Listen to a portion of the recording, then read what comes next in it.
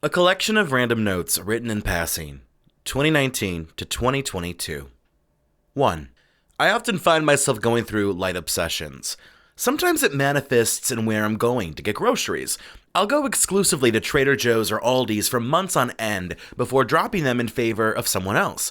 Sometimes my obsessions are habits, like what I do when I'm fiddling around on my phone. I might spend months obsessed on Reddit or playing a ridiculous video game, and then finally I move on, like a vagabond passing the time. I exclusively watched one television program for weeks on end, TLC's show 4 Weddings. And for those who don't know, 4 Weddings is the show where 4 brides rate each other's weddings, and the winner gets a honeymoon. You invite 3 strangers to your wedding to have them nitpick the shit out of the best day of your life. Every episode of 4 Weddings opens up by introducing the brides. The producers do a great job finding brides who will not like each other. One bride will say, "I love glitter and sparkles and bright colors." And then the next bride will share, "I love black things that do not shimmer at all." Or one bride will say, "I love a country barn wedding." And the next girl comments, "If I get married outside, I will melt." And then the editors really make the magic pop. In the beginning, the producers had the girls meet for wine before the competition to, quote, meet the competitors.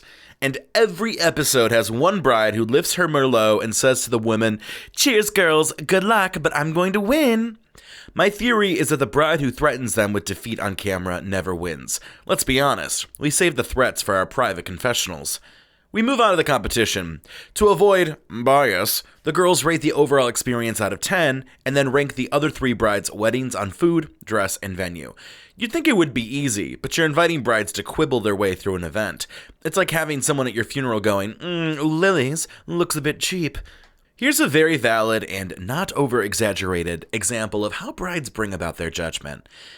"I enjoyed the ceremony, the candles were beautiful, and I liked the way the chairs felt for dinner. But the DJ sucked, the food was cold, the walk from the ceremony to the dinner was too long, and the color of the flowers in the entryway was ugly, so I'll give it a 5 out of 10. Or a bride will say, "This bitch had the nerve to serve asparagus at her wedding, 2 out of 10. The first one feels excessively nitpicky, while the second one is malicious. But there's something about the disconnect between the third type of bride. "I loved the ceremony. The couple looked so romantic. The dinner was excellent. The DJ was great. So I'll give it a 5 out of 10. A 5 out of 10 is when the waiter spills your burnt entree on you, not when everything at the wedding is gorgeous. Does the bride think that 5 out of 10 means immaculate? If the bride is non-white, the other brides are like, "I love how she showed her culture. I loved seeing her heritage." A bride could legit display bowls of salsa at the cocktail lounge, and one of the brides would say something stupid like, "I muy like the salsa. It was great to see the culture." Meanwhile, the catering staff is pouring Kirkland's signature mild salsa into the cocktail bowl. After everyone's wedding has been judged, the girls gather back together where they don't necessarily lie, but definitely exaggerate the truth. "So I really loved the font used on the entrance sign. It was stunning." And the other girls bellow, "Yas, yas, yas," squeaking like seagulls on a brown paper bag. There's never any truth to their statements. They glide over the negative comments as if they weren't ripping into each other's best days. And then finally, the limo rolls up, and it takes 5 minutes to find out who the winning groom is, and there's a winner and a full-point breakdown. I don't know why 4 Weddings fulfills so many of my entertainment needs. There is natural drama in any reality show, but something about reducing one's wedding day into a critique feels maliciously delicious. And I'm fascinated by those who decide to publicly share their wedding and have people rank them. I'd be mortified if I came in last place on the show, but then part of me uses this show as information, not that I'm anywhere close to being married. So I suppose we can say 4 Weddings is educational? 2. In 2019, I went to the Geauga County Fair for the first time in a hot minute. From a quick scan, I look like the average county fair attendant, boozy, white trash. But there's one thing that's becoming a bit apparent. I don't remember it as a child, and in retrospect, it was always there. The country fair is a breeding ground for right-wing extremism. This realization does make me feel a bit stupid. It's as if saying, "I didn't expect caffeine in this coffee," or "I didn't expect homework in this college class." But a young child remembers the cute animals and the greasy food that probably didn't help much with my childhood obesity.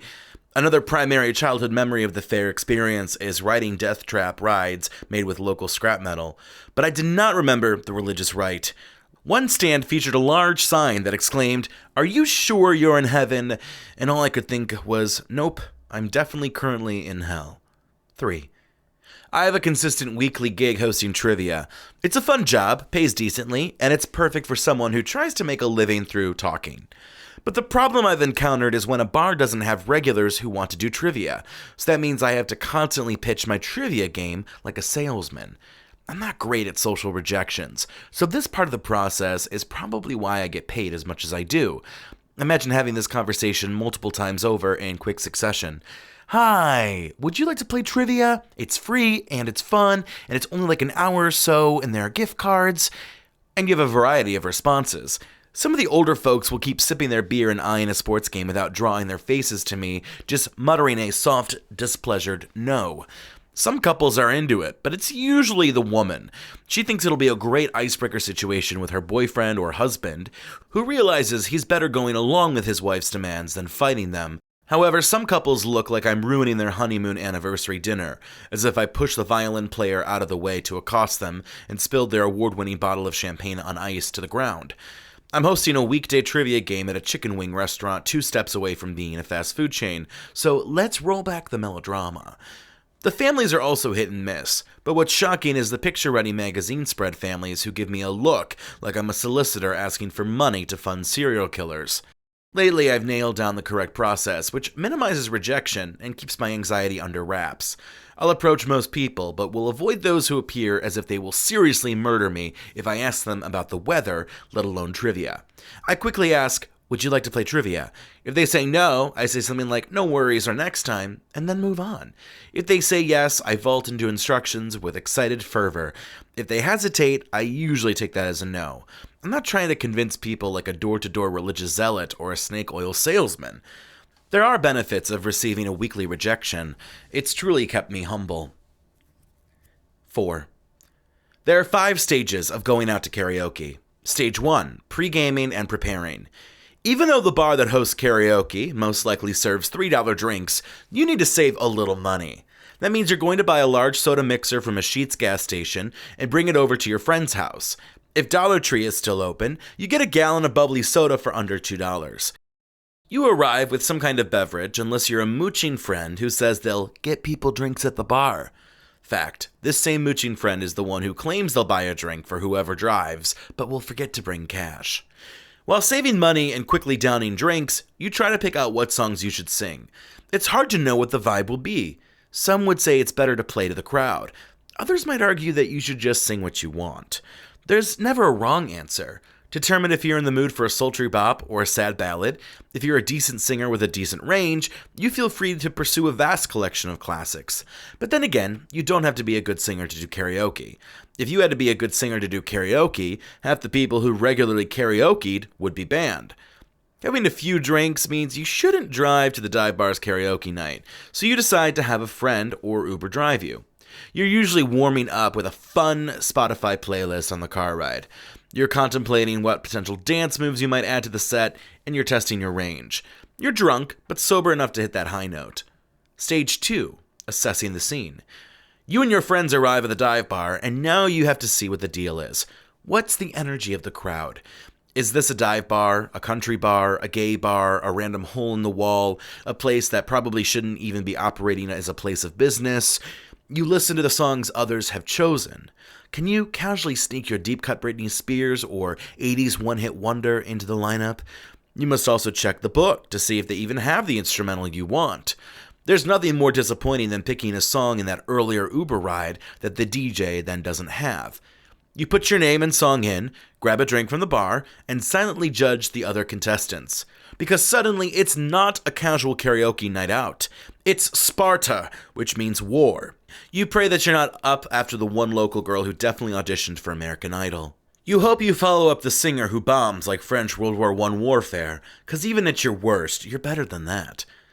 Suddenly, you just need one more drink, even though that drink might make your usual soprano go baritone. Stage 3, your performance.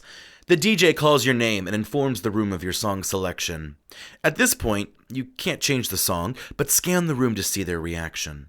Are they happy with the song? Is there someone rolling their eyes due to the terrible selection? Is anyone curious about what song you'll perform? But the instrumental kicks in and you perform. You move with the rhythm, maybe closing your eyes so you don't have to see the sights lasered onto you. Suddenly you get to the bridge, maybe there's a key change, someone bolts into you as you nail that final refrain, the DJ gives it up for you and so does the room. You have successfully drunkenly karaoke'd. Stage 4, perform again. Stage 5, wind it down. Depending on how late it is, you might get a second or third performance. Another factor is the competition. How many stars and starlets demand their own throttle with the microphone? All that pre-gaming might mean that you show up to that bar late.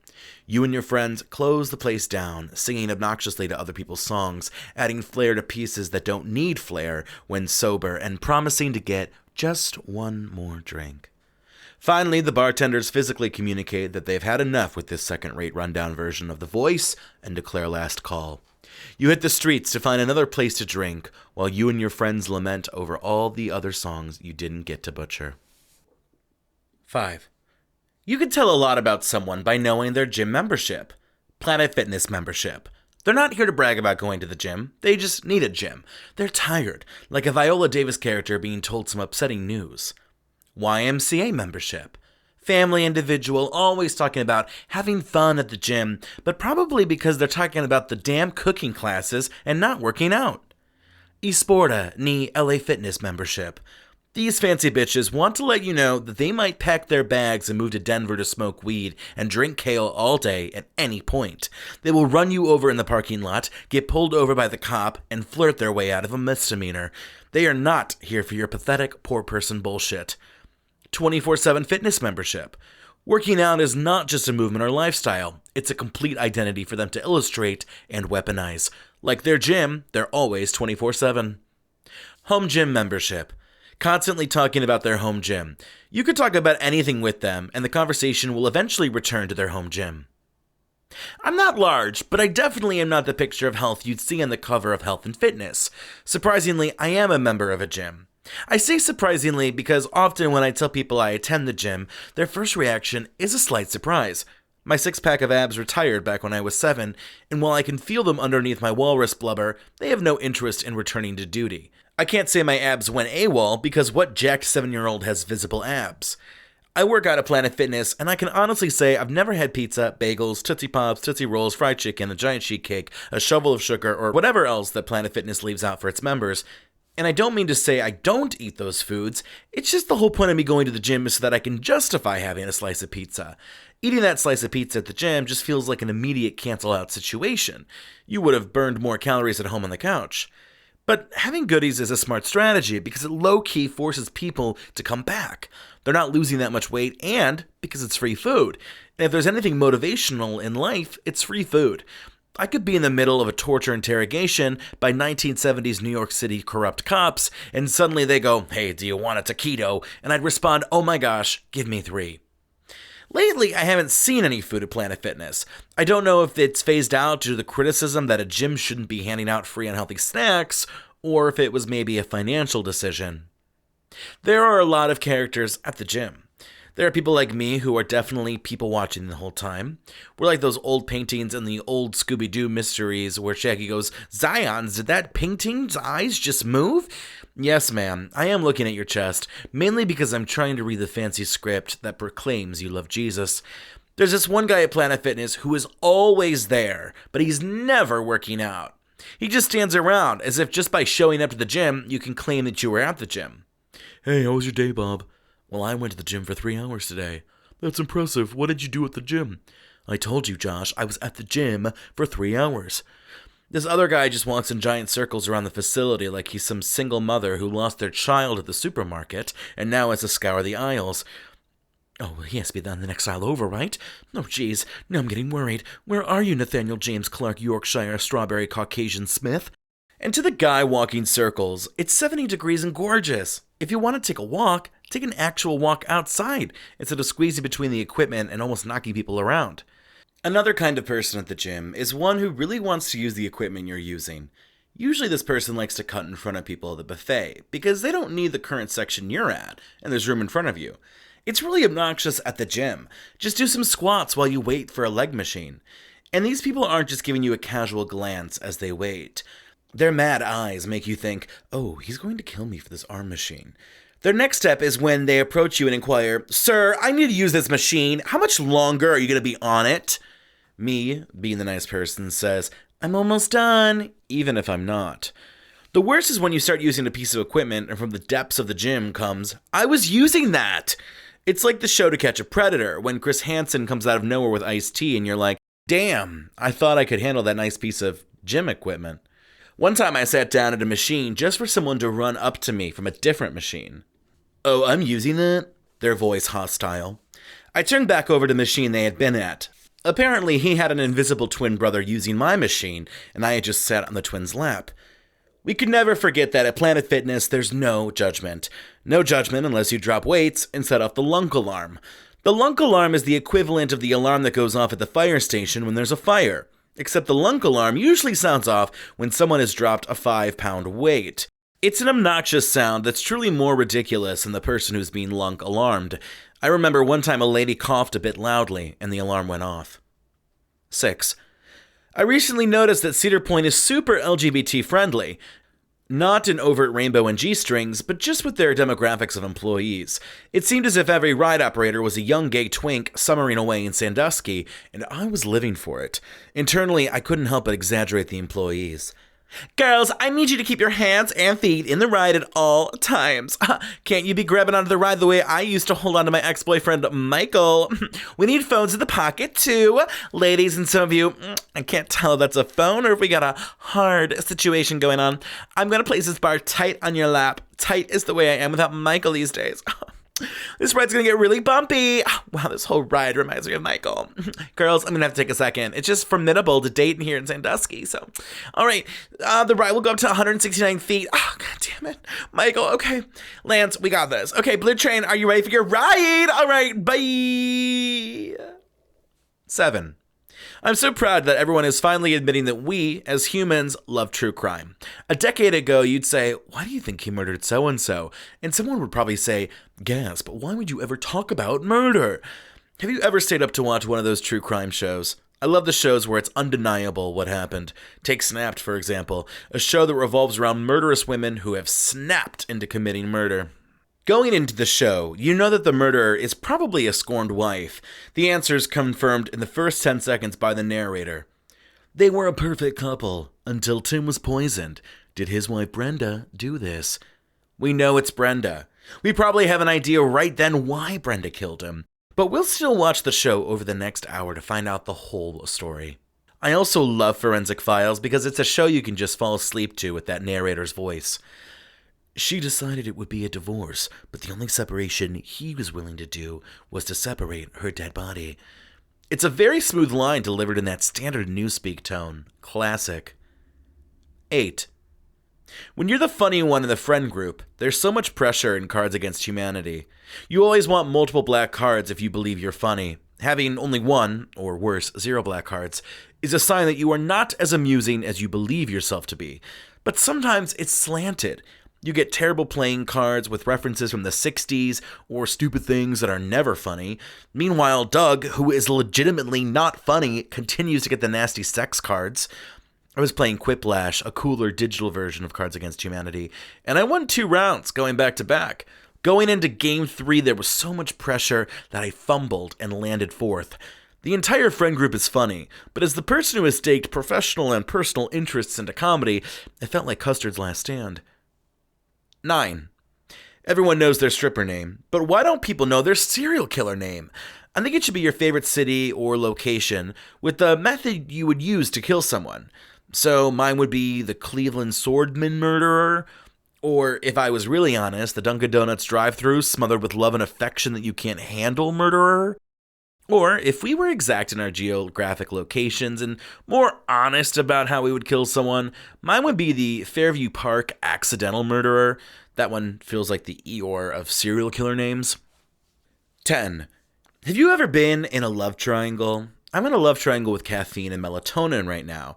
Caffeine wants me bouncing off the walls, while melatonin wants me comfy in bed, relaxing. It's truly like having a wife and seeing a mistress. How do you balance both of those? I realize I need to schedule them properly, having trysts with caffeine in the morning and then blending with melatonin when nightfall cometh. The best part is that caffeine definitely has the advantage because quite often I'm forced awake and not necessarily looking to crash. 11. A conversation I overheard recently. A waitress approaches a table. Waitress, sorry if you've been waiting a while. Lady, what'll we have? Waitress, sorry about that. We are slammed and understaffed. Lady, it wasn't like that last week. 12. Did you know that the Soviet Union was the first society to ban lobotomies? It's probably because Russians learned that they didn't need lobotomies to mess with people's heads.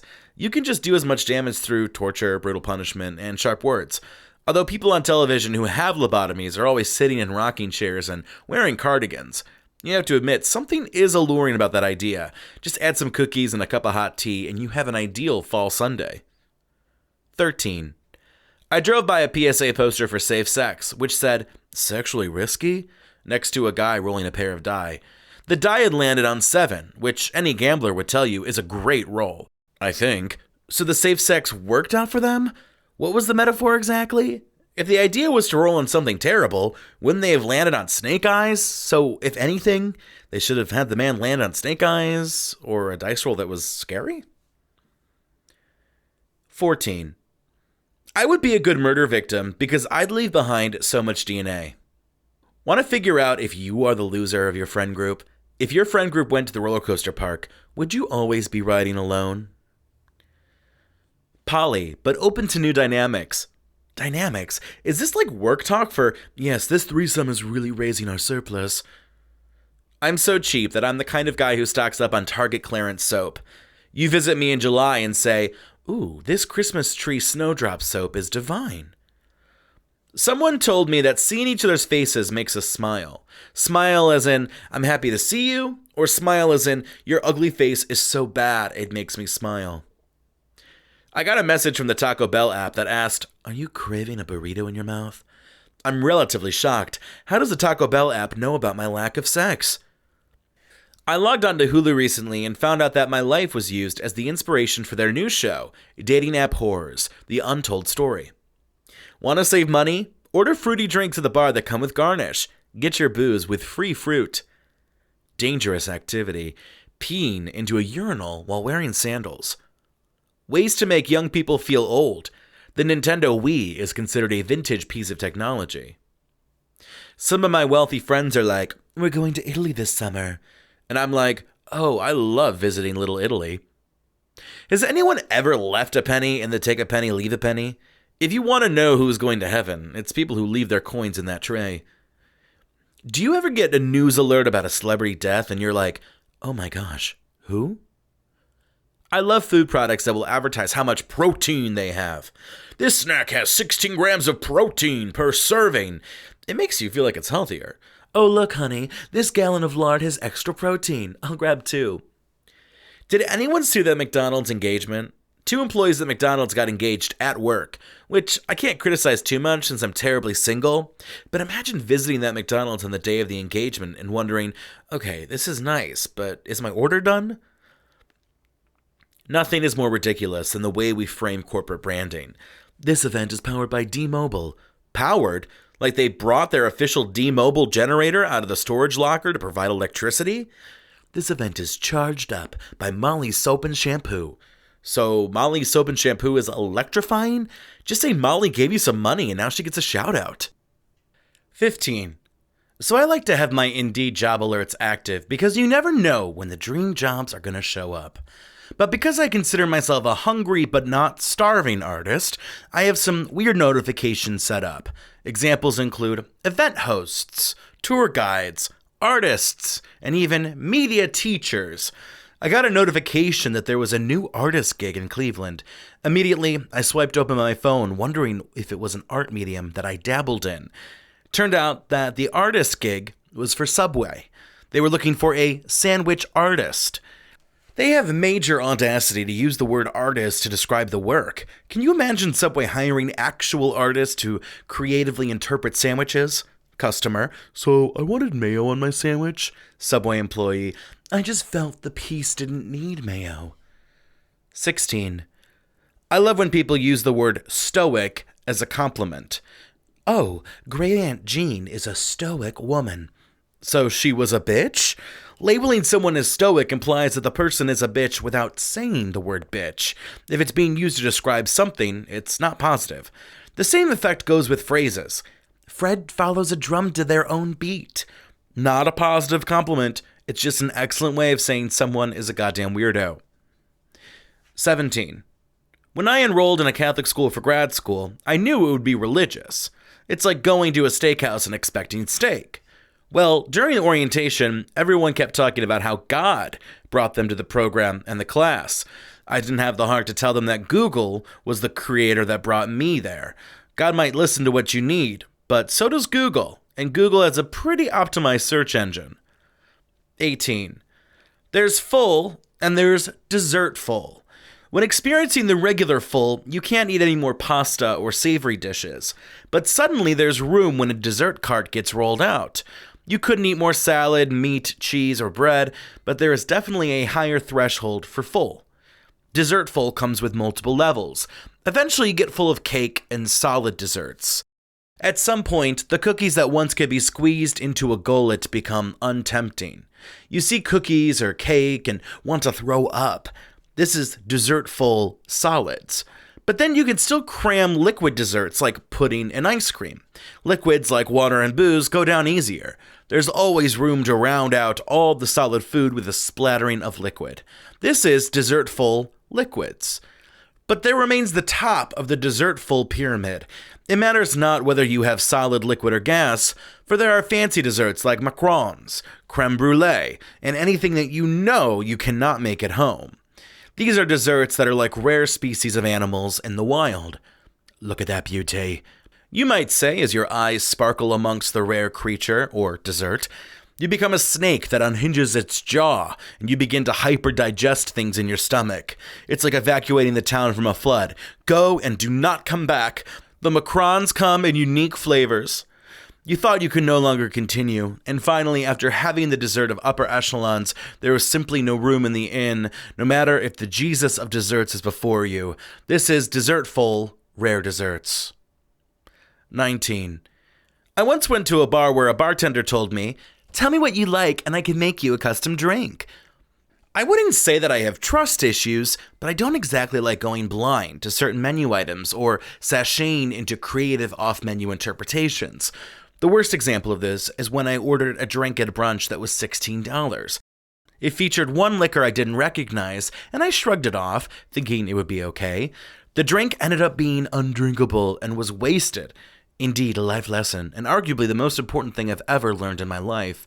Deciding to be friendly, I played along with the bartender's desire to have fun. Sweet, fruity vodka drinks, I explained to the bartender. I felt like this was an easy descriptor. I'd be happy with vodka with any juice, sans grapefruit juice. What was the chance that this place had grapefruit juice? Moments later, she comes over and serves a drink that, at first glance, looks neither fruity nor vodka-y.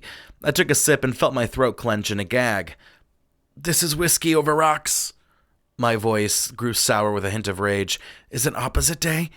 When she returned, I asked if she could do anything to change the drink. Thankfully, she added a half-gallon of simple syrup to remedy the situation. I still to this day don't understand how she fumbled that bag. I remain convinced that she thought I was telling her what I hated, and it served the exact opposite. Or maybe she believed that her whiskey over rocks was so tempting that it would convert me. Bartenders around the world, please don't be like this bartender. I don't need to be impressed with your skills or improv. Just make me something I'll like, please. 20. Idea. Skin product with hydrochloric acid. The best kind of skin is no skin. I realize that having a communications degree is knowing how to stalk for information, but make it seem academic. I'm not just stalking to find this person's social media. I'm doing research. The second asset of having a communication degree, you're able to take great photos. Polos are problematic for me, because either you care enough to wear a button-up, or you don't care at all and you should wear a shirt. Polos feel like you're coping with that vital decision. But then suddenly, soon after I turned 28, I ran into a polo on clearance. For some reason, my past attitude washed out of me, and now I own a polo that looks really good on me. Someone on Tinder asked me, "Do you like crackhead energy in your life?" And I said, no, I do not. Do people answer that question in the affirmative? I'm curious if there are people among us who would have seen that message and started looking at wedding bands on Amazon. My body is too stubborn to be allergic to anything, but then I found out I was allergic to something. Love. We posted an article about a Roomba deal at work, and some Facebook follower commented, "Not in my house." What on earth did a Roomba do to this woman to bring out such disdain? I watched 3 seconds of local cable news today. The coming up teaser was, sad news. Kermit crabs are dying. Also, is Justin Timberlake a slut? That might be enough local cable news for the rest of the decade. 21. My favorite moment in cooking shows is when the contestant is explaining their dish and the editing crew has run out of room to write down their entire dish. I'm making a fried chicken risotto with buffalo mozzarella skewers, crispy tomato flanks, organic arugula, and a balsamic reduction glaze with hot honey. And the graphics on the side of the screen just say, risotto, caprese. 22. Boys are kind of like breakfast diners. Boys who are like First Watch are everything you would want, but come at an expensive price. Wow, I can get avocado toast, cage-free eggs, and organic watermelon juice? And then you realize the problem isn't with First Watch, it's that you're not good enough for First Watch, so you leave and hope you can afford to go again. Boys who are like Cracker Barrel are at first all show. You see a lot of trinkets and exciting things, right? You walk in a Cracker Barrel and say, wow, a porcelain frog for the yard that doubles as a bird fountain. These boys are like the Cracker Barrel store, giving you things you don't need and comes with a mediocre breakfast. But maybe you settle for that boy, the way you might settle down in that Cracker Barrel rocking chair. Boys who are like Denny's, you try and hype them up, but you know what you're really getting. You're getting the basics and nothing more. You don't get no organic shit or Cracker Barrel store. You get your goddamn eggs and you will goddamn eat them. They might spit in your food or put cigarettes in your food, and you're going to deal with it because you don't think you deserve more than that. No matter where we are, don't we all want breakfast food rather than starve? 23. I'm a sucker for body and life improving apps. If my friends were to say that I need to be focused, that I'm destructive, or that I don't live in logic, I'd be getting new friends. But when a life improvement app tells me I'm a hot mess, I reel backward with a gasp, because suddenly it all makes sense. It's similar to when your mother gives you advice you don't take, but suddenly some friend says the same thing, and you finally consider that advice valid. I have an astrology app called CoStar on my phone. The app sends me daily questions to muse over. Sometimes the questions can be easy. Did you stop and reflect? I appreciate those kinds of questions. But most of the time, CoStar pulls a Germany in a World War card and goes on the offensive. CoStar will ask questions like, do you crave being the center of attention? Do you have an addiction to your ego? If I wanted to be criticized and dehumanized, I'd still be working in my old job. 24. During the fall of 2020, I got a haircut and wore a mask during the procedure. I call it a procedure because my hair had reached a point where taking care of it required a procedure. And I loved wearing a mask because it meant I didn't have to do that forced smile that I usually do during a haircut. It's that polite, I better look like I'm happy with the service type smile that you usually only give for a minute to the average retail employee. But spending 20 minutes minimum in a chair during a haircut means you keep that fake smile on for so long that I end up looking like the Joker and becoming just as psychotic. The smile especially becomes hard to do when you're getting the worst haircut of your life and you have to pretend to at least look neutral. Perhaps even worse is when the haircut is good.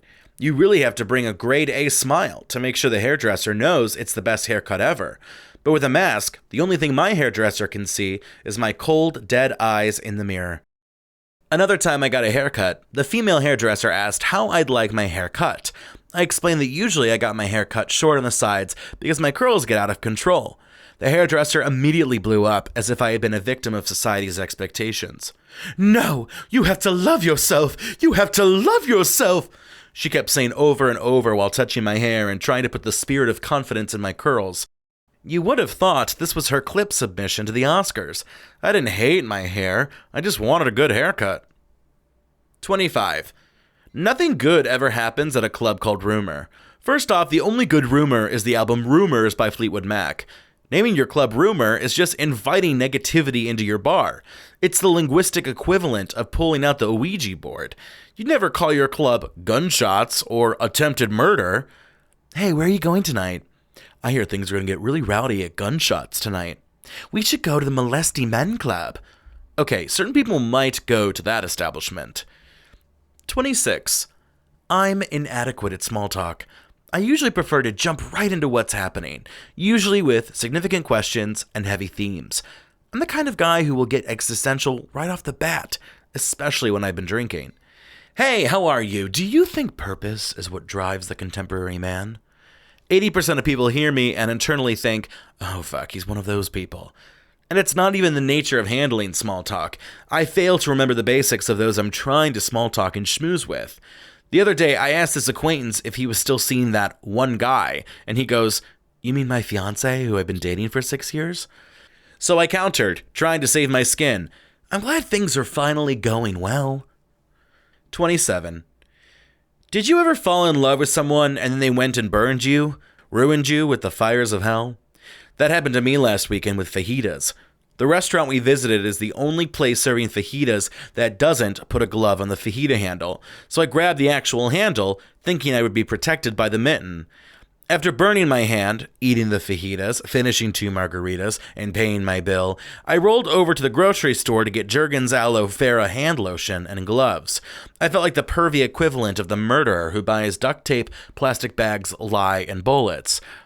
What you gonna do with that lotion mittens? The cashier asks with a massively raised eyebrow.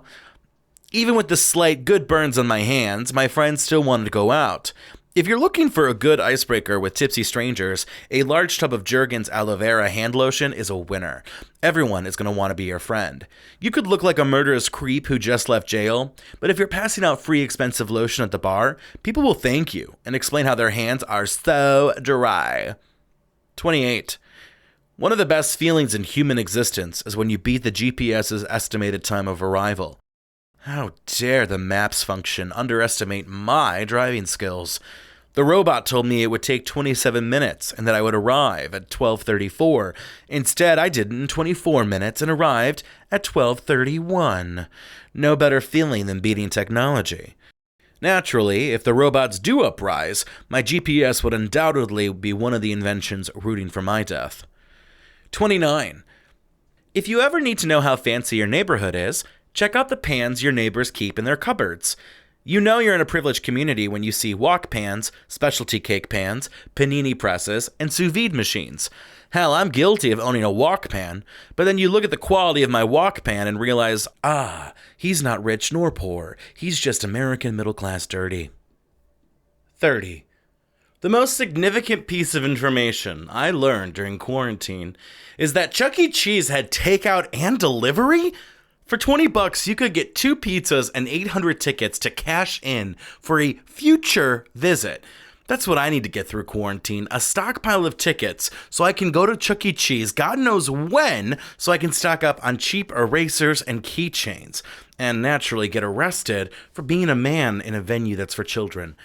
Imagine saying, but officer, I got these tickets because I ordered takeout from Chuck E. Cheese during quarantine. I'm not here for the children. 31. I was house hunting with my friend Sam.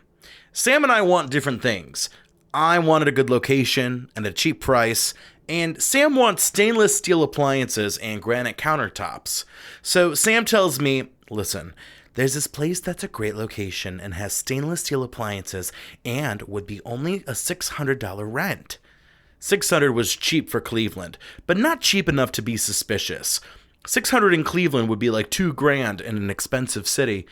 Feeling confident about this house, Sam and I drove up to the gateway to hell. You know the U2 song where the streets called Bono's name? These streets were calling me to tell me to fuck off. The house Sam wanted to see on the outside looked like it had been built in the Home Depot Kids Craft Corner. If these walls could talk, they'd let out a painful whimper before collapsing. Sure, the inside of the house was steel and granite city, but it's like they spent $30,000 on the inside of the house and then said, I don't think this house needs a lawn. The true highlight came as we stood in the kitchen that even the Terminator would think had too much metal. In the backyard was a grill pit that had a sideways shopping cart that acted like the grill. Imagine cooking hamburgers for everyone on a side-turned shopping cart over a fire that didn't look like it met any safety standards. I turned to Sam and pointed out the grill. Sam dared to say, "But the stainless steel sink." 32. Documentaries usually do a great job preparing you for what you are about to watch. For example, they might tell you in the trailer that a woman has been murdered and her husband was the prime suspect.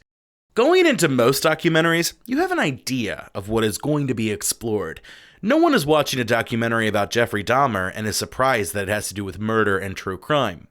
My coworker and I were watching the same documentary series, and she finished it before I did. "I'm excited to see the last 3 episodes," I told the coworker casually. Well, my coworker went on to spoil so many details that were awaiting me.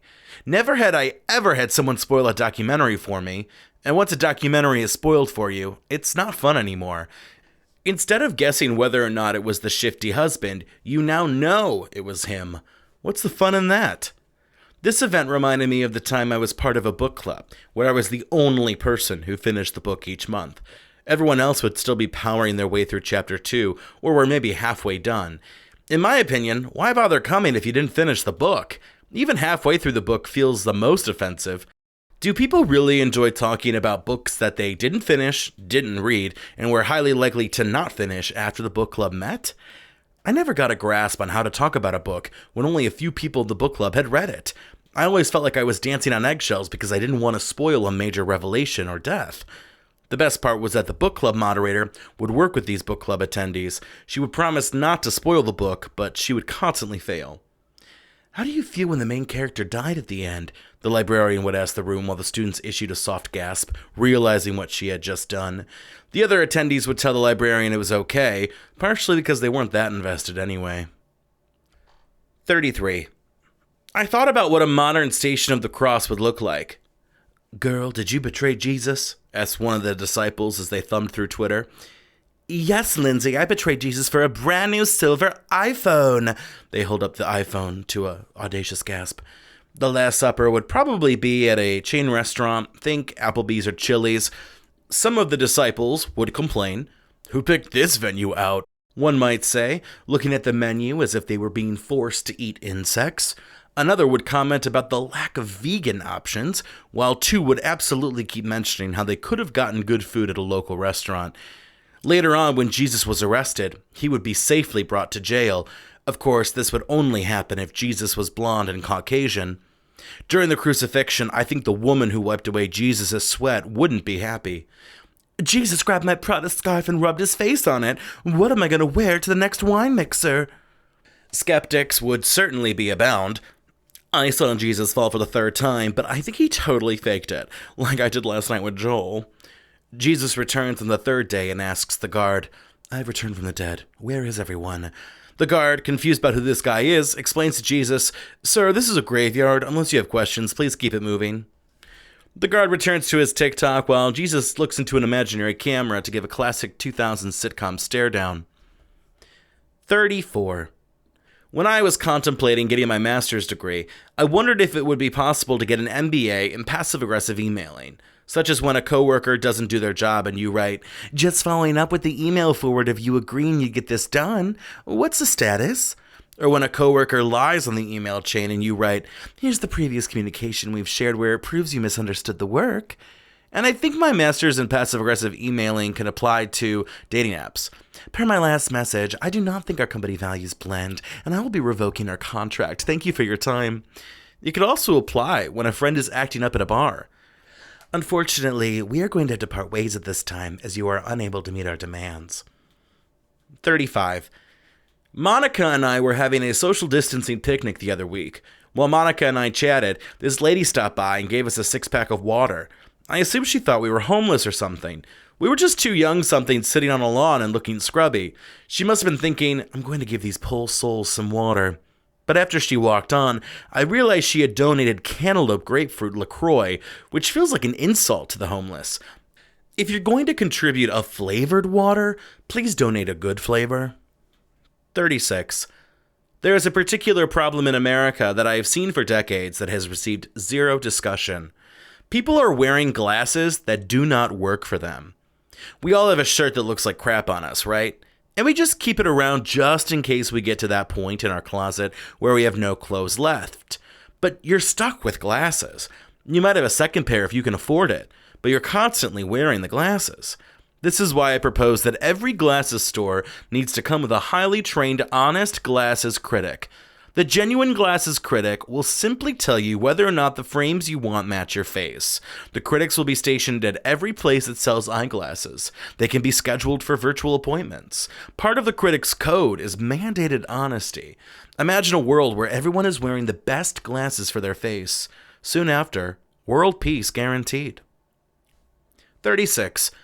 I was on a dating app and this rando goes, "Do you party with tuna?" And at first, I imagined tuna fish at the club. Turns out he meant Tina, which made me question if I knew a Tina. And if I did know Tina, was she a partier? Finally, I found out that Tina actually meant drugs. The answer I sent back was, "No, I don't party with tuna fish, Tinas, or drugs." Guys, we have to talk about what it means to call yourself a jock. Just because you're not fat doesn't mean you're a jock. If I ever got sent to rehab that had a roommate situation, put me in a rehab for rehabbers who had had roommates at their last rehab. A new study came out that gay men fat shame each other. And did we need a survey for that fact? Feels like a waste of government research funding. I don't like apps that shame me for not using them. "Where have you been?" the app asks. "Having a life," I respond. Duolingo used to do that all the time. The app would announce, "Yo soy not using Duolingo." I know I'm not using Duolingo because they definitely said that whole sentence in Spanish. Thin cookies are stupid. I'll have one thick cookie because that's a big boy. But thin cookies mean I can have 3 or 5 or 20 and I don't feel bad because it's a light cookie. But then I end up eating 20 or 30 thin cookies because the size throws me off. At least I can adequately count and shame myself with one oversized cookie. I was driving down the street, and all of a sudden this crossing guard just branched out into the middle of the road, ready to die on the job so some boy could cross the road. I don't know her salary, but I'm confident it is not worth it. If someone came to me and said that I'd get paid $15 an hour, but there was a chance I might be hit by a car, I'd probably turn the job down, unless it came with free food. Sugar in the raw sounds like a euphemism for sex. "What you doing tonight?" someone might ask. "Having sugar in the raw?" "Oh, you're getting some." "No, I'm just going to have a cup of coffee, pervert." My niece Ivy explained gender to me the other day. She said there are girls and train wrecks. Honestly, not the worst explanation of gender I've ever heard in my life. And some good theories by a 3-year-old. There's nothing that a Long Island won't fix, besides alcoholism. I'm not intimidated when it comes to avoiding this place only parking spots. Like, what are you going to do about it? I know your store is already understaffed and nobody's out there in the parking lot confirming where the customers parked. And I parked in a Chick-fil-A's this place only parking because fuck you. And also, sadly, they're way too busy taking pleasure from people to check the parking lot. I hate having to return things, especially if they're expensive. I recently went to Best Buy because the $70 input didn't work, and so I'm returning this item with a receipt, and I'm feeling guilty. I keep having to justify to myself and the cashier why I'm returning the object. Like, "Hey, I thought I'd love this and cherish this, but it doesn't work, and I'm so sorry that it doesn't work." It feels like breaking up with someone. I like my coffee like I like my man, burning so hot that it melts a hole in my heart. List of people I don't trust. People who call themselves young professionals. People hunched over the steering wheel. Currently the end of my list. A place the other day advertised that they sold warm gravy and queso, as if those things would be served cold otherwise. I've been sick, so I've been using the plan B of cold medicine because I do not have time to be a painting of a medieval plague deathbed patient. I had a dream where there were 1,000 light switches on the wall, and it took forever to get the right switch, and then a serial killer was at the bottom of the steps. Also in the dream, I accidentally parked in the handicapped parking spot and was shamed with giant signs around my car a la Scarlet Letter. It was half horror and half embarrassment that feels like horror. Sometimes I feel like I lay it on thick when I'm trying to be friendly to retail workers. There are so many rude people out there that I feel like being extra lovely is my way of atoning for the sins of the general public. Hello, how are you? Hope it's been going well. I love your polo. Oh, it's a mandated work polo. Will you wear it well? Thank you so much. Please, please, thank you, thank you. Have a great day, an excellent weekend, and a fabulous month. Happy holidays that are coming up in the next few months, and I hope you have a great next year as well. I guess it's better than being shitty, but maybe not by much. A colleague told me that he enjoys the comment section for Pornhub because people will have life tips and hacks, like how to get certain stains out of shirts. I think I'll just keep to Google. I had a dream about a killer who was after me. It turned out the killer was Donatello Versace. Then the dream did a nonsensical transition where I was using sage soap in the shower. The scariest part of the dream is truly the sage soap. Wouldn't that smell worse than my natural musk? I was out with friends the other day and they asked if I was losing weight. I told them yes, and proceeded to ask for someone to pass the appetizer fried foods basket. Girl Scout cookies now feature inspirational messages, so when you eat your cookie treat, you might get an inspirational quote or comment like, "Stay strong. I want my cookies to tell me to stop being a fat ass." A friend of mine is a dispatcher, and the other day they got a call that there was a bushfire at Dick's. Usually we call that crabs. Do you ever get those alerts from apps that say, "Hey sis, we've updated the private policy," and you're like, "I used this app once, like what in the world is this?" It's like after one date, your date goes, "So when's the wedding?" I think if I lose a limb, I want to have a funeral for it. That left arm was so good at lifting things for me. 38. Regular people usually have an hour of weekly therapy and some light habit building and possibly medication to overcome their mental health problems. But rich people handle their mental health problems by going on a journey.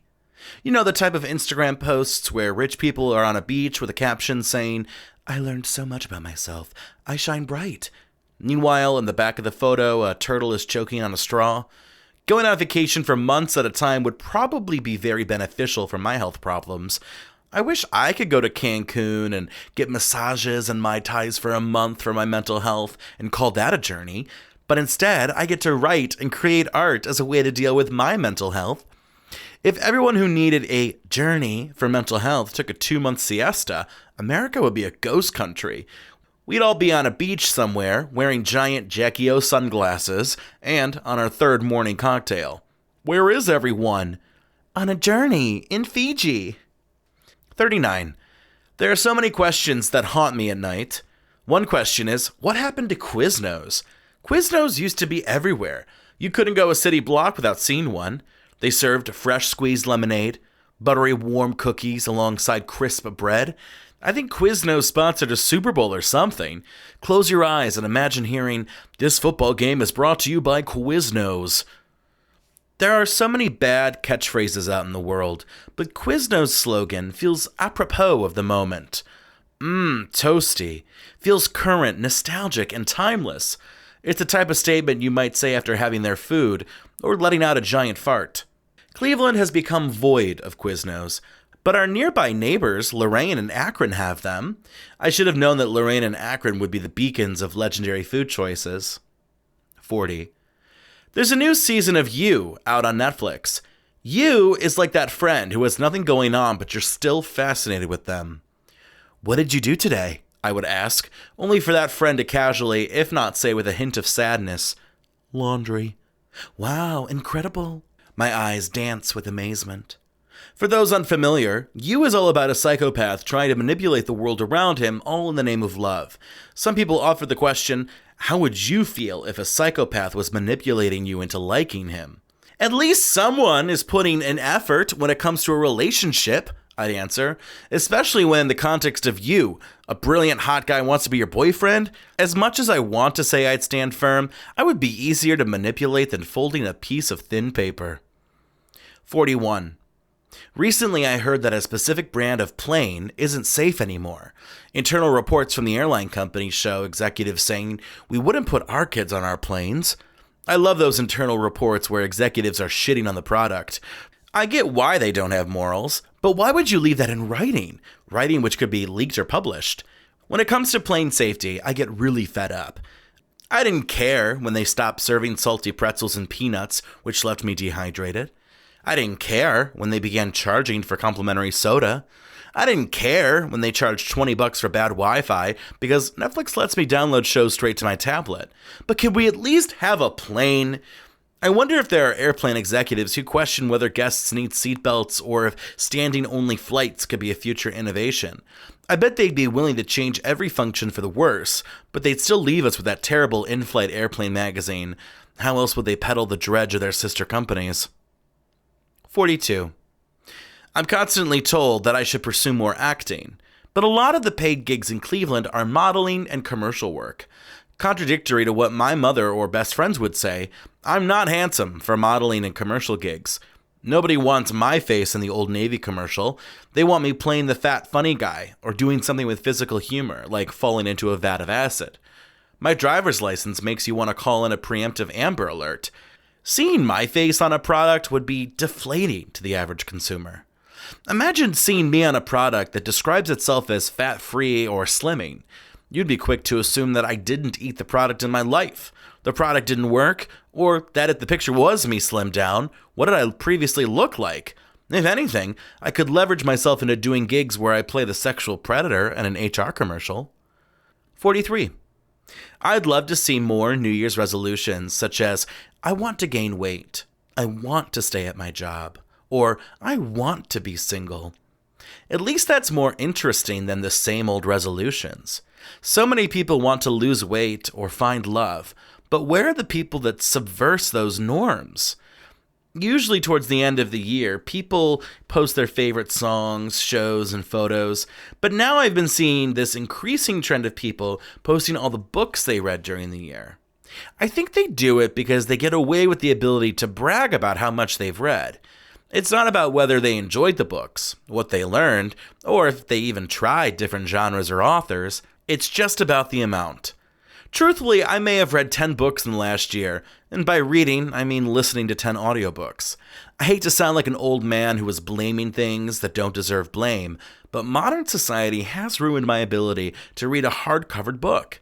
And the hard-covered books I do read are for work and research. Even now, there's a small pile on my desk about design theory. I'm intrigued to read about design theory, but it's not the same as a juicy narrative exposition.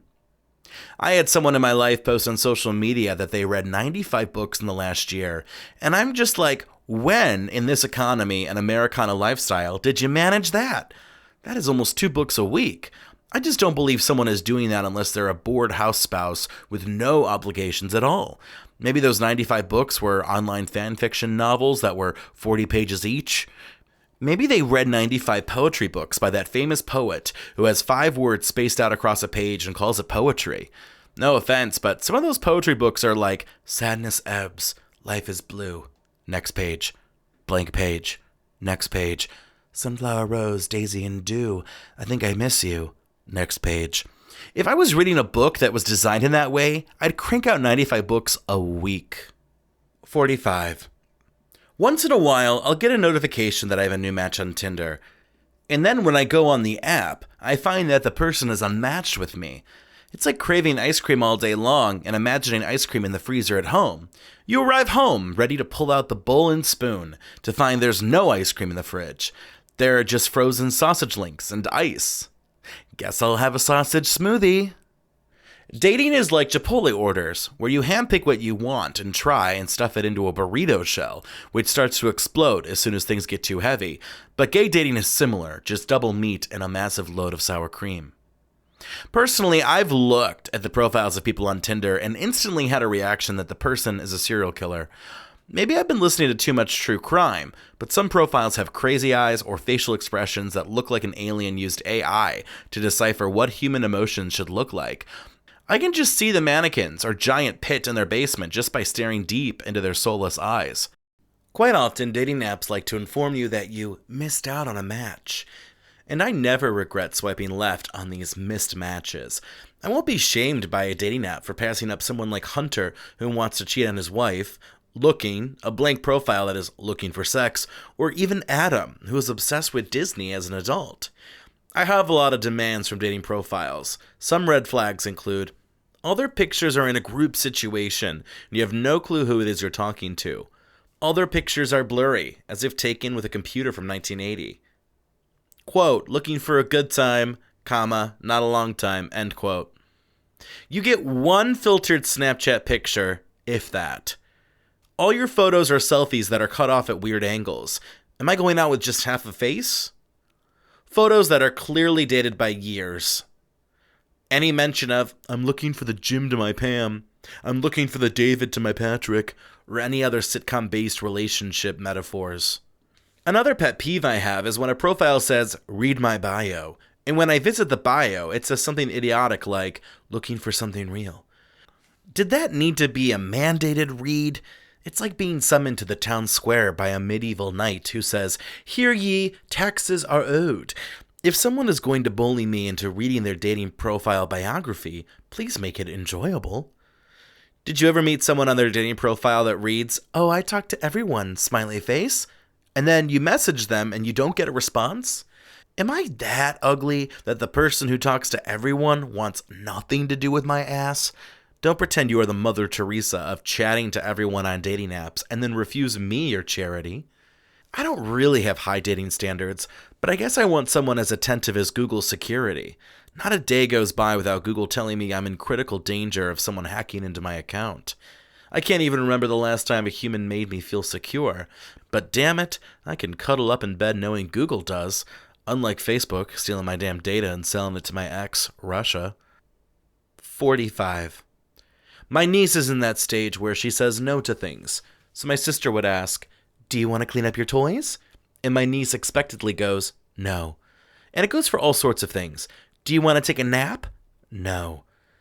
I can't wait till my niece gets older and claims she wishes she had more naps. I'll politely sip my beverage of choice before reminiscing about how she refused naps as a child. Call me petty. I call it poetic justice. The funniest thing about a child experiencing their no phase is that you could say anything to my niece and she'd still blurt out no. Want to solve cancer? I could question. No. Do you think we're all here on this earth for a reason? I could ponder. No. Do you think Jeffrey Epstein committed suicide? I could suggest. No. She would be right on that last one, similar to how even monkeys can write Shakespeare, although I'm still waiting on the local zoo to deliver me that manuscript. But sometimes you have to learn how to manage in a world full of no's. Should Uncle Matt not have another milkshake? No. God forbid that's the day she decides to use yes. 46. One of my many anxieties in this world is when I have a messy car and I'm in a drive-thru at a restaurant. My car is filled with recycling, a little trash, clothes, books, and whatever leftover supplies I have from a project. My passenger is not human. It's a junk pile. I purposely always drive a little past the window. This makes it so that I'm always reaching back to the employee. My arm is outstretched, my whole body hoping they don't see the mess. The funniest thing about my attempt to remain pure in the eyes of the restaurant employee is that I really doubt they care what my car looks like. But my anxiety manifests in the form of the one employee who sees my messy car and goes on to tell the staff. He had like 10 large iced Panera bread cups in his front seat, and all these gym supplements as if he goes to the gym. My recycling is so bad that recently a cop pulled me over and spent 5 minutes flashing his flashlight into my back seats, as if there was a body between my Propel water bottles and Starbucks cups. I legit was sweating, because for all I knew, someone had hidden a body or a crime in my car and I just didn't know it. I wonder how well that would hold up in the police interview and the court of law. Hands down, my favorite recycling moment is when I went to pick up my father and sister at the airport. I told them to please watch the recycling in the back and in the trunk. My father opened the trunk as if cracking open a crab leg. Tons of bottles, cups, and recycling flew out of the trunk and began flying across the airport. My recycling! I screamed, running around like a crazy maniac to recollect the recycling. I was so upset that I didn't speak to them on the entire ride home. 47. Did you ever hear the name of an evil organization and go, okay? Like I was watching a show and the evil organization is called the Soothsayers. It sounds like someone got out of a dental procedure. The villains in James Bond had an organization called Spectre, which sounds like a gay bar. Girl, we're going down to Spectre for drinks and drag bingo.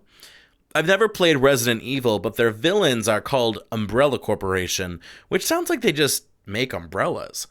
I love when evil people explain their plans in every single movie and TV show. It's so cliche, but also so good at the same time. You know I'd be that villain who's like, sis, listen, here's the tea. Do you have your cup ready for what I'm about to pour in? I know you don't like me right now, and I get that, but I have to tell someone what I'm up to. 48.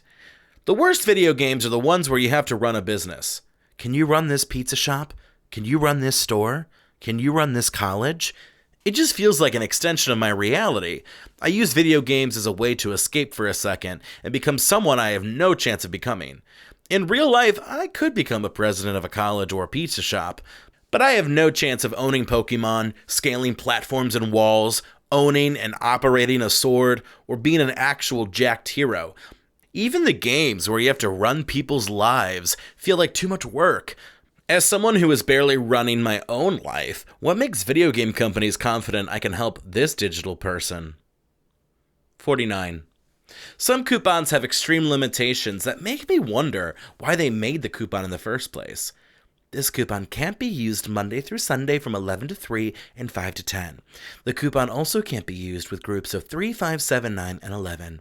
Half the menu can't be ordered with that coupon. Those kind of coupons had to have been made by Mr. Burns from The Simpsons.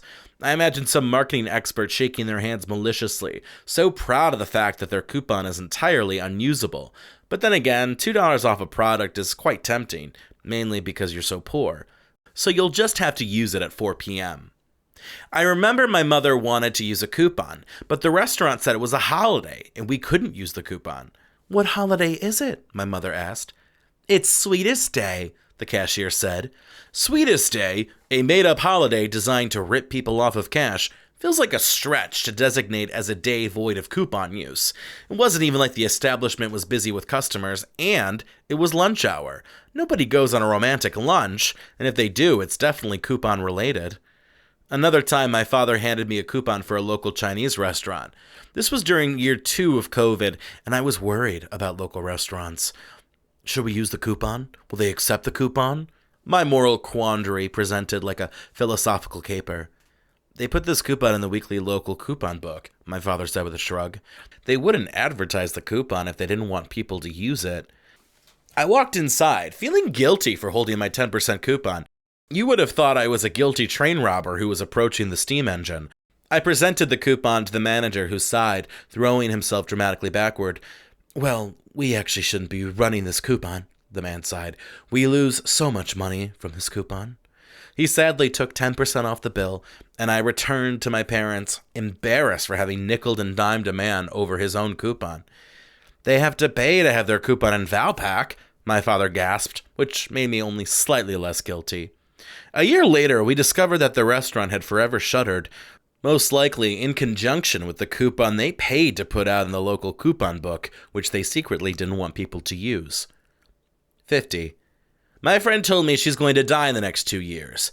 I was baffled by her confession. She is not a boring friend, but it's not like she's constantly knocking at death's door. She's not addicted to drugs or extreme sports. She doesn't have a dangerous job like a sex worker or even a part-time volunteer cop. Now, if she was addicted to heroin and freelanced as a sex worker, volunteer cop, and crab fisher while competing in a dangerous sport, I would probably agree that she was more likely to die than the average person. 51. I have some friends who recently discovered the love of their lives. Upon discovering this recent fact, they ask, is that weird? No love could be as weird as Romeo and Juliet. These two knew each other for 3 days before committing suicide. Imagine you went on 2 dates with someone and fell in love and then killed yourself once you discovered you can't be together. Romeo and Juliet were 14. To all those old people who say, teens are overdramatic these days, newsflash, teens have always been overdramatic. A weirder love is probably a murderous couple who kills children. That love is more unconventional. Or a couple deciding to raise a child in today's world. That is some bizarre love. 52. Part of living in a country that has a terrible healthcare system means that you occasionally research your illness systems on WebMD. You do it mainly because it's free and easy to Google with your phone. Ever since WebMD told me I was dying of cancer due to insistent coughing, I have been signed up for their email alerts. They send out newsletters and breaking medical information. The joke's on them. I only consider WebMD useful when it comes to diagnosing my cough for free. I don't mind an occasional WebMD email. Sometimes it's nice to be told why I should eat kale. Like most people, I'm eating kale because people are telling me to eat kale. I'm easily convinced I'm doing healthy habits simply from Instagram hotties with bodies. The problem isn't why WebMD is emailing me, it's when WebMD emails me. I got a notification from Gmail that WebMD had emailed me around midnight on a Saturday night out. The email was labeled with the subject line, 7 signs you're depressed. Imagine being home alone on a Saturday night with no one to have social plans with. You're feeling sad already, and WebMD emails you with an attitude of a sassy high school bully saying, "Hey girl, here are 7 signs you're depressed. Thinking of you, this feels just like you." One time, WebMD emailed me Friday night around 10 p.m. with an email titled 5 Reasons Not to Drink. You better believe my drunk self was pre-gaming at that moment with a drink so strong that it violated several elements of the Geneva Convention. The email intern for WebMD probably cackled in her studio apartment. 54. I always envisioned myself as the sassy lawyer who'd announce in court, "Your Honor, I present new evidence that proves my client is free. I'd like the charges to be dropped quickly so the prosecutor can get a new haircut." I'd be the type of lawyer who would saunter over to the jury with a peaceful jaunt and a solid opening line. "The prosecution would have you believe that my client was up to no good. But you know what's no good? The prosecution's case." This would be communicated with a thick southern accent and a light sweat. I'm portly after all, and I bet this courtroom is stifling. I'm an immense flirt, so I bet I'd use this time to lay down some major schmaltz with the jury. Even when the pressure is applied by the prosecution, I remain unbothered, while still acting friendly and lovely with everyone in the room. "Why, what will you have for lunch?" I might ask the court stenographer at some point. My cross-examinations would be very peaceful. I'd slowly get a witness for the prosecution to believe that I'm a nice man. I'm just here to look for the truth. But then I'd slowly get the witness to reveal their lie or misconception, and the whole court would gasp. But imagine going to law school just to be a dramatic-ass defense attorney who plays with emotions and did not actually have any understanding of the law. I suppose that's pretty similar to the current American justice system. 55. My sister reserved a giant room at Kalahari that coincided with her birthday weekend. Kalahari is a giant water park that makes your local pool appear as substantial as a mud-filled mosquito-ridden pool. This was huge, not because we were visiting Kalahari, but because my sister was not really known for spending money on the members of the family. Granted, at this time, she was a stay-at-home mom who did odd petty jobs for petty cash, but even before the children and household responsibilities, she'd always been the giving tree, and she was not the tree. My parents had a period where they would haggle with me and my sister over items to auction on Facebook Marketplace. My parents flirted with social media. My dad was mainly obsessed with TikTok, and my mom was a social justice Twitter retweeter. Neither had Facebook, and so had to rely on my sister and me, the former who reposted on Facebook every 2 hours like a religious cathedral bell. One item that my mom gave my sister sold for $50. Under the spoken but unwritten family Facebook Marketplace contract, the two would split the $50. My mother had to work tooth and nail for that $25. My sister at first feigned ignorance, and then blamed my mother for not having a Venmo account. Finally, my sister bartered in a desperate bid to hold onto the cash the way ravens hoard shiny objects. "I'll just buy you some groceries," my sister said with a casual shrug, as if clearance cereal and 2-for-1 protein bars could substitute a meager yet sturdy $25. So yes, for a woman who would try to weasel out of handing $25 to their own mother, buying the hotel room for a night at Kalahari for the family was historic. My sister's birthday falls around Mother's Day. I recall my sister mentioned this was part birthday celebration, but also part Mother's Day festivities. I found that excuse pretty flimsy. Our mother hadn't entered a public pool since Y2K, and avoided public people ponds in the way that ancient Romans avoided beer. If this was a trip meant for my mother, it was another gift masquerading as self-indulgence. These gifts often appeared in my family, with the exception of my mother, who remains the best gift giver in the family. Everyone utilizes workplace discounts, group experiences, And a typical bar example, a bunch of soap and shampoo that was less a birthday gift for mom and more a coupon deal for the family bathroom. While we won't live down the presence of soap and hangers, we have made up with recent gifts from mothers. My sister gave my mother an air fryer to make up for decades of unsatisfying offerings, although I'm sure a coupon and a workplace discount were involved in that decision. My sister's fiancé was running by potential names for his new business. A trait that runs through the family is that we are always looking for ways to make money. The difference is I look for jobs and paid experiences that will incite my passions.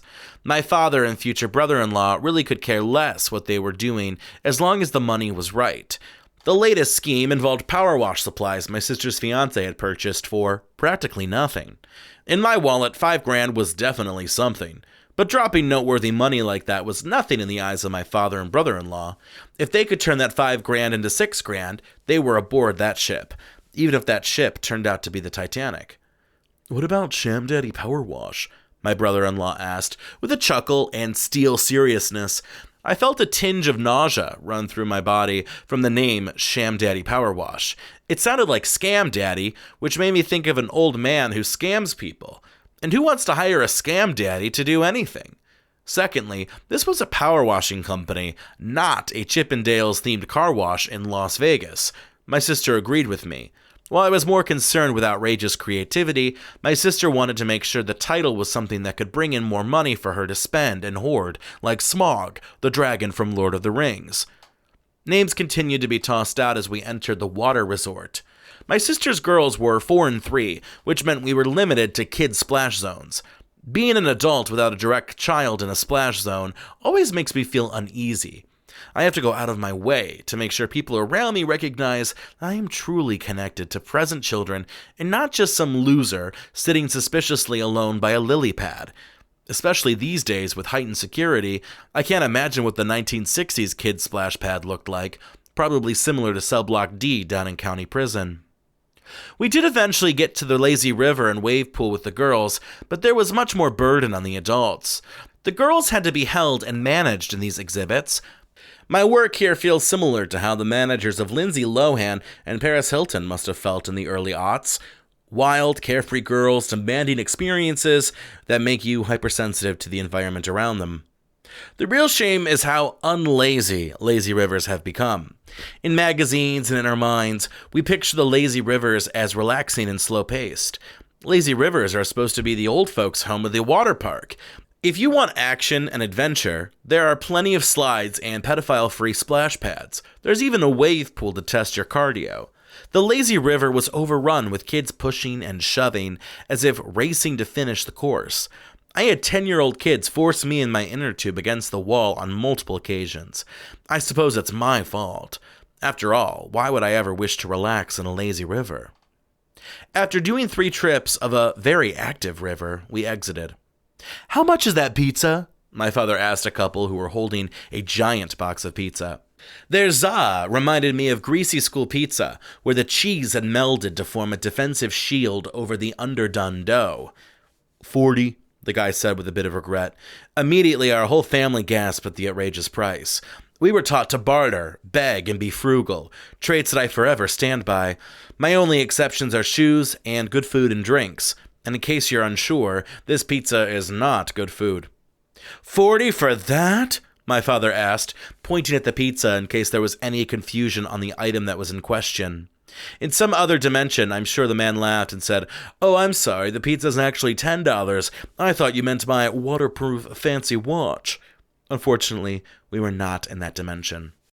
After an off-campus dinner, my father and I were itching for the hot tub, a delicacy to us the way salmon is to a household cat. We were excused from family time and made our way to the adult-only swim-up bar. They had a regular hot tub, but I'm not really excited about the all-ages welcome hot tub bar. Like the lazy river, the hot tub is really supposed to be an unwinding. There's nothing relaxing about being in a hot tub with kids splashing, 7-year-old Jared complaining to his father, or the lazy river inner tube pushers pushing through the hot tub. On our way to the hot tub, we passed a room filled with teenagers. "What is this, after prom?" I joked, a comment more for my dad than for me. "It is," the one girl said with a grin. "Wanna come party?" I really wanted to believe she was joking. After all, what group of teenagers wants to party with a 47-year-old penny pincher and a scrubby 26-year-old? But part of me thinks she wasn't joking. And perhaps if we were white trash, or more white trash than we are, we might have joined the after-prom committee. Instead, my father and I laughed, awkwardly made a comment about how we didn't have time for prison, and scrammed. We'll save the prison time for the weirdos at the splash pad. In an epilogue that seemed predictable, I discovered my sister had only paid for half the room, and my father paid for the other half.